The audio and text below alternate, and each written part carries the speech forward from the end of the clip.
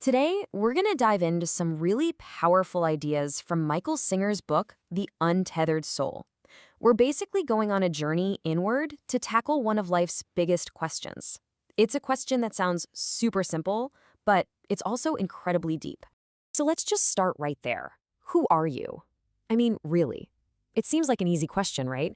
But the more you think about it, the usual answers, your name, your job, your personality, they just don't seem to cover it. So to figure out who you are, we first have to get clear on who you are not. So let's start by peeling back some of those layers. We're going to do a little thought experiment to strip away all the labels we stick on ourselves, and we'll start with the most obvious one. Okay, first up, your name. You could legally change your name tomorrow, and would you be a different person? Of course not. You'd still be the same you on the inside. A name is just a label, really. It's a sound people use to get your attention. It isn't the real you. All right, so what about your emotions? Things like anger, joy, sadness.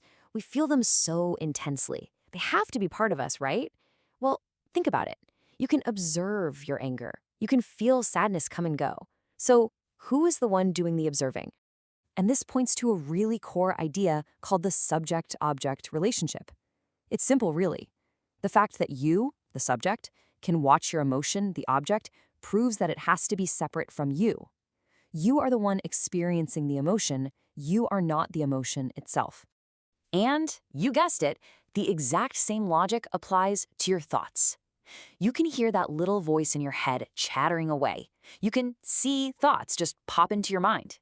Well, since you're the one who is aware of the thoughts, you can't actually be the thoughts. You're the one listening to them. So here's the really crucial point.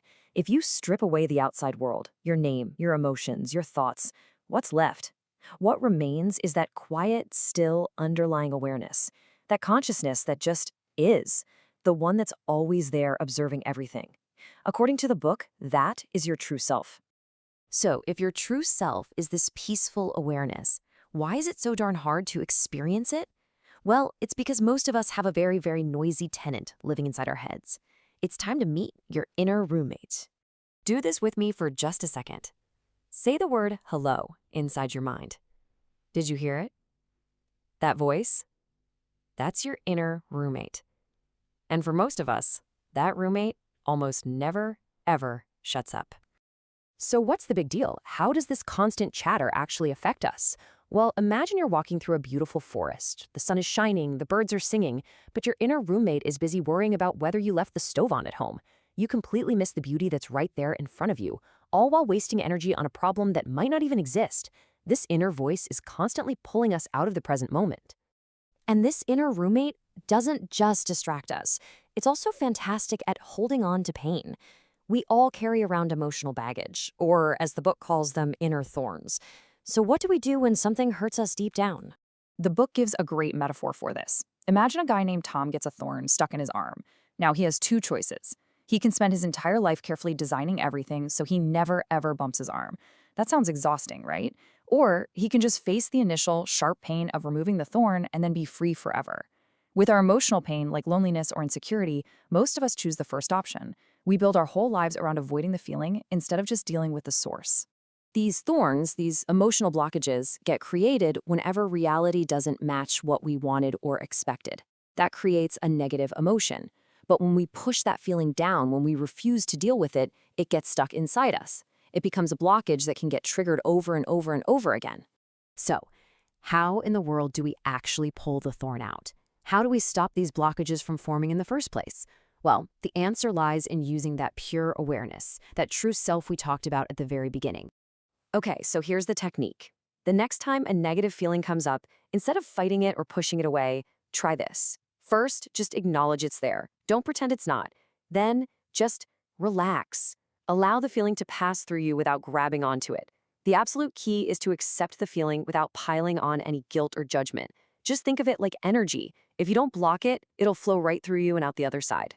And you don't have to start with your biggest, deepest traumas. Just practice with the small stuff. The next time someone cuts you off in traffic and you feel that flash of anger, just notice it. Let yourself feel it for a second, and then just let it go. Every time you do this, you're building your emotional muscle. So what happens when you start to get good at this? What does it actually look like to live a life that's free from all these inner thorns and that constant chatter from your inner roommate? Well, the ultimate goal is to get to a point where you can experience any event life throws at you, good or bad, without it creating a new blockage inside. You can fully engage with your life without that constant nagging fear that things might not go your way, because you know you can handle the feeling no matter what happens. Now, for the final and maybe most profound idea. We all know that life is finite, but most of the time we live like we have forever. The book suggests that we shouldn't fear death, but instead we should use it as a powerful tool for motivation. Reminding yourself that your time here is limited is an incredible tool for clarity. It forces you to ask the big questions. Am I doing what I really want to be doing? Am I living a full life? This awareness can be the push you need to stop postponing your dreams and start living a life you won't look back on with regret.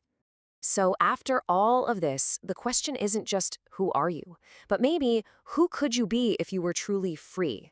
Whether it's that noisy inner roommate, an old emotional thorn, or the fear of what's to come, what's the first part of your world that you will choose to untether?